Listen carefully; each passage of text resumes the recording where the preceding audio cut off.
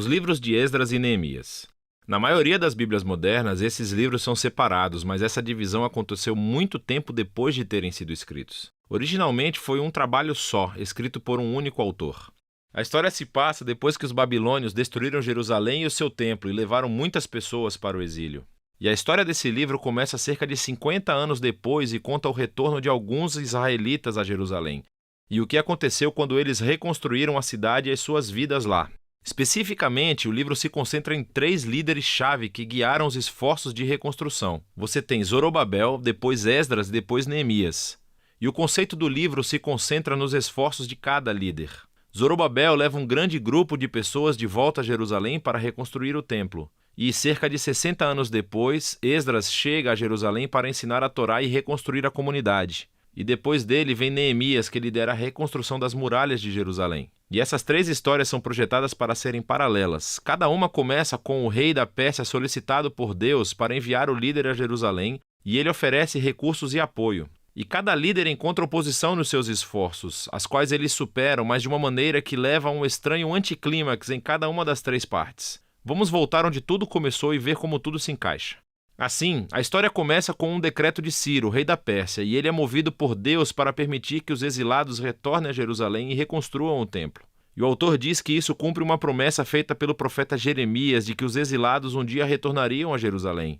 Agora, esse cumprimento deve aumentar nossas esperanças em muitas outras promessas proféticas que indicam que o exílio não era o fim da história. Temos esperança para o futuro rei messiânico da linhagem de Davi. Temos esperança de um templo reconstruído onde a presença de Deus habitará com seu povo. Esperança de que o reino de Deus venha sobre todas as nações da terra e traga sua bênção, assim como ele prometeu a Abraão. E assim, é com todas essas esperanças em mente que lemos a história de Zorobabel. Seu nome significa plantado na Babilônia. Ele representa a geração nascida na Babilônia em cativeiro e lidera uma onda de israelitas que estão retornando a Jerusalém. Depois que eles se estabelecem por lá, eles reconstroem o altar para oferecer sacrifícios e depois o próprio templo. A cerimônia de fundação e depois a dedicação final do templo são momentos-chave. As histórias passadas do tabernáculo e a dedicação do templo devem estar em nossas mentes. É quando a nuvem de fogo da presença de Deus deve descer. Ele está entre o seu povo, e isso não acontece.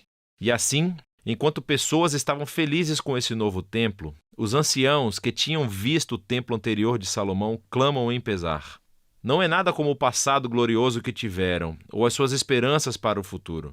E é aqui que temos a primeira história de oposição, e é muito estranho. Assim, os netos dos israelitas que não foram levados para o exílio tinham estado vivendo em Jerusalém o tempo todo, e vêm para oferecer ajuda na reconstrução do templo. E Zorobabel recusa. Ele diz: vocês não fazem parte do nosso templo. E isso, claro, gera um conflito que Zorobabel supera.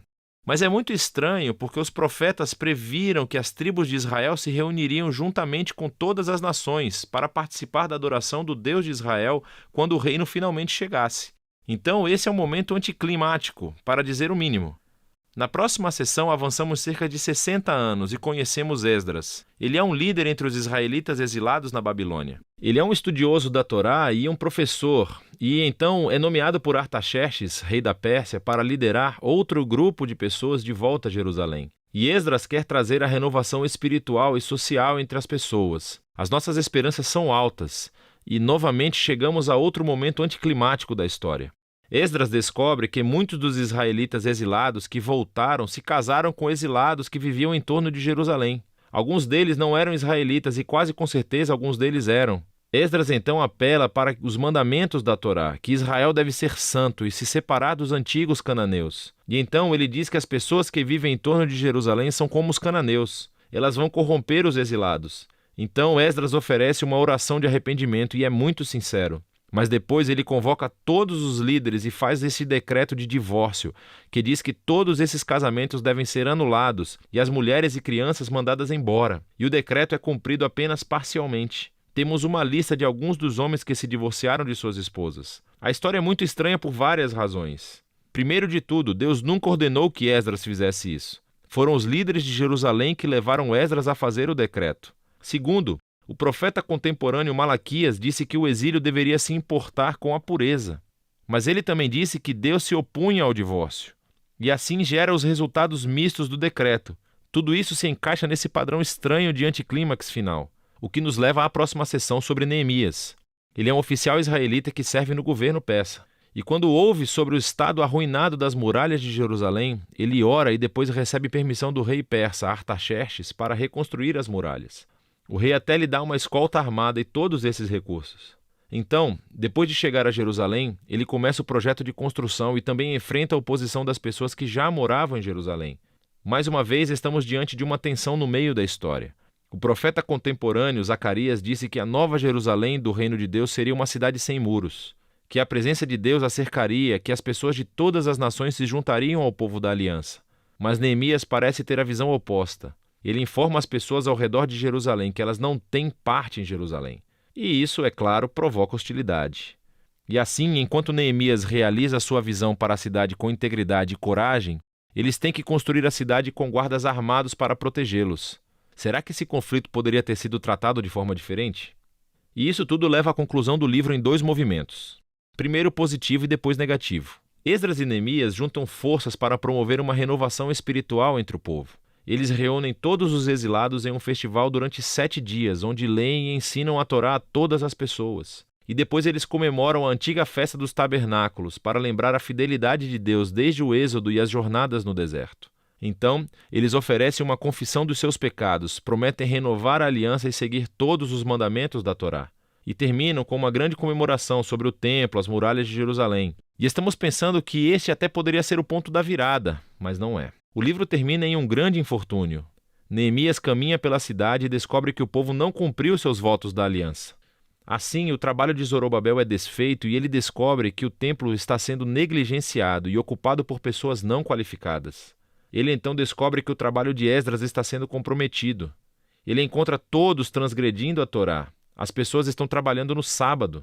E isso afeta até mesmo seu próprio trabalho nas muralhas, porque as pessoas estão montando mercados ao redor dos muros de Jerusalém e trabalhando no sábado. Então Neemias fica furioso. Ele bate nas pessoas, arranca os seus cabelos e grita: obedeçam aos mandamentos da Torá. E as suas últimas palavras são uma oração para que Deus se lembre dele, que pelo menos ele tentou. E o livro termina. Quero dizer, é muito estranho, mas estamos preparados para isso, certo? Esses momentos anticlimáticos foram entrelaçados intencionalmente no conceito do livro. E assim levanta-se a questão: o que esse livro contribui para o enredo da Bíblia? Bem, lembre-se, o livro começou aumentando as nossas esperanças nas promessas proféticas sobre o Messias, o templo, o reino de Deus. Mas nada disso acontece.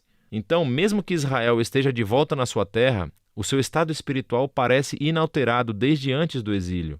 E apesar de Esdras e Neemias fazerem o seu melhor, as suas reformas políticas e sociais entre as pessoas não abordam as questões centrais de seus corações.